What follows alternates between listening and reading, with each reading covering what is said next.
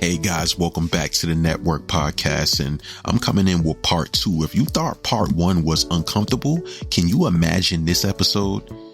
Can you imagine this shit?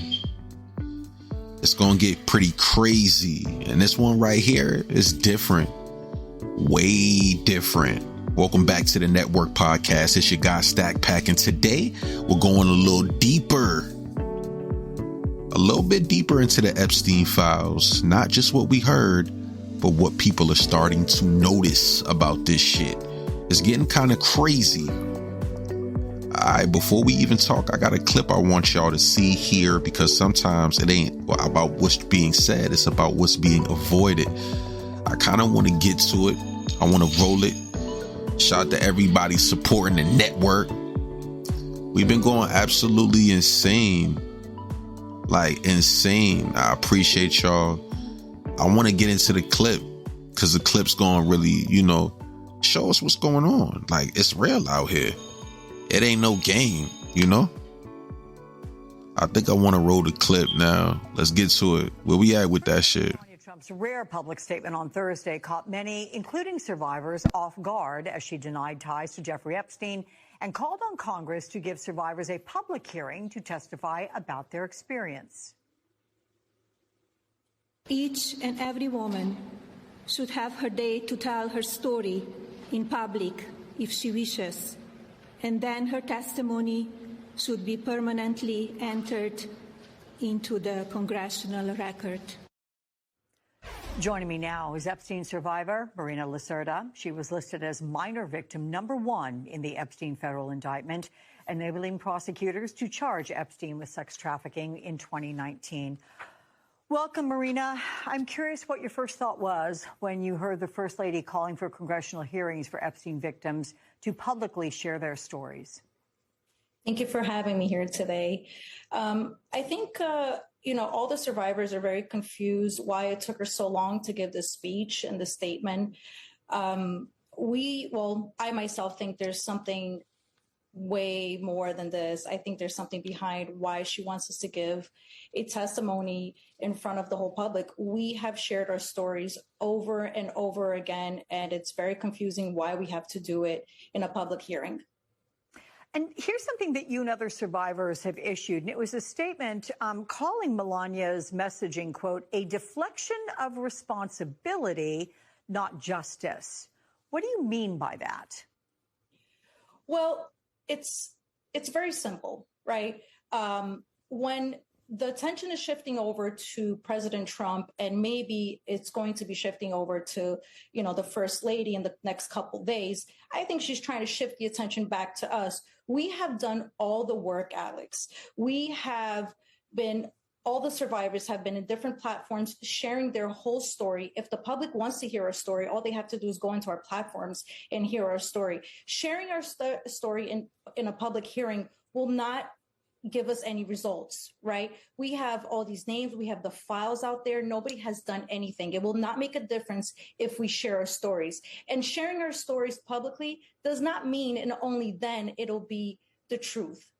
Our stories are in the files. We gave FBI statements. We have our 302s. Everything out there is the truth. We don't need to set the record straight to the public for it to be the truth. And I can see exactly why you feel that position, and it certainly is justified. But just to push back, there are some who say, Marina, that revelations from survivors that continue, more of them, could help advance investigations and maintain public pressure. But here's the question. Why does it seem the burden of that keeps falling on survivors? Goes back to me saying we need to take the attention off with what's really going on and then shift it to us, because when the war was going on, nobody was really paying attention to the survivors and the Epstein files. And I think reality here is, where are the rest of the files? We need to release the rest of the files. Okay. And not only that, we have these prominent names out there who have done some serious crimes. We have not investigated them. The question here is, why are these men not testifying, and why do we have to testify? We've already testified in front of Congress. Some of Congress, about 7 or 8 of us, have done it back in September. And it was my first time when I actually had to, break my silence. It is very confusing why we have to do that again. We already do it in many different podcasts. We share our stories openly. We do a lot of work on our side. It is not up to us to name the names of the perpetrators when they're already out there and to share our stories in a public hearing. It's very confusing. I myself don't mind sharing my story in a public hearing, but I think it's only fair if we do so that the perpetrators will do the same. Last question. What does accountability even look like to you, Marina? Is there something that would help you and other victims finally close the door on this dark chapter in your lives? We need to hold people accountable for what they did. We need to open up investigations on many men that are on those files. We need to open up investigation on the women who have said these allegations about various men. We have not looked into that. We are completely ignoring that and now trying to shift the attention back to us, saying that we need to do a public hearing and say our story in front of Congress. If that is so, if we are going to do that, what is going to be the result? Are the men that have been on the files and have been named, are they going to testify as well? Because it's very confusing to ask us to testify all over again.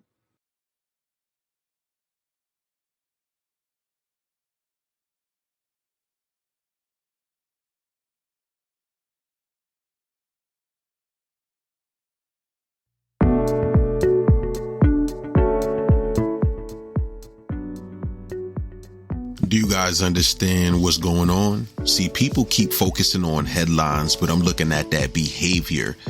I'm looking at reactions. I'm looking at who speaks, who stays real quiet, because silence can be loud. You understand me? And here's where it gets real tricky. Everybody keeps saying, drop the list, drop the names, drop the list and drop the names. What happens when the names are too big? Huh? What happens when it's people that influence media, money, and politics? What happens then? Do people really think everything just get put on the table like that? I don't know, man. This ain't just about crime anymore.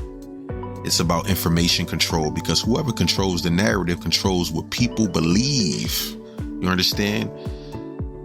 And right now, the world is split. Half the people think everything is coming out, and the other think half is being shown. Just enough to stay quiet. You understand? It's crazy. Let's talk about us for 1 second, the public, because we consume all this stuff. We consume all the content. This is an entertainment. This is real life. And the craziest part is, after a few weeks, people move on. New trend, new drama, new distraction. And stories like this, they fade into the background. I'm going to be real with y'all. I don't think this is a situation where we ever get the full truth. And that's not fair talking. That's pattern recognition, because history shows when power is involved, truth gets filtered. It's get filtered a lot, man. I ain't gonna lie. And let me say this clearly. This isn't just about the Epstein Files anymore. He was the door, but what's behind the door? And that's what people really want to fucking know. So let's talk. If everything was really exposed, do you think that the world would even be ready for it? Or do you think that it would just cause chaos? This is why we have these conversations, because somebody got to say it. Even if it's uncomfortable. This is the Network Podcast. It's your boy Stackpack. And you was tapped in the whole fucking time, going absolutely insane. And we question it. Stackpack, I'm out of here. Make sure you guys listen to the network. You did? Lego.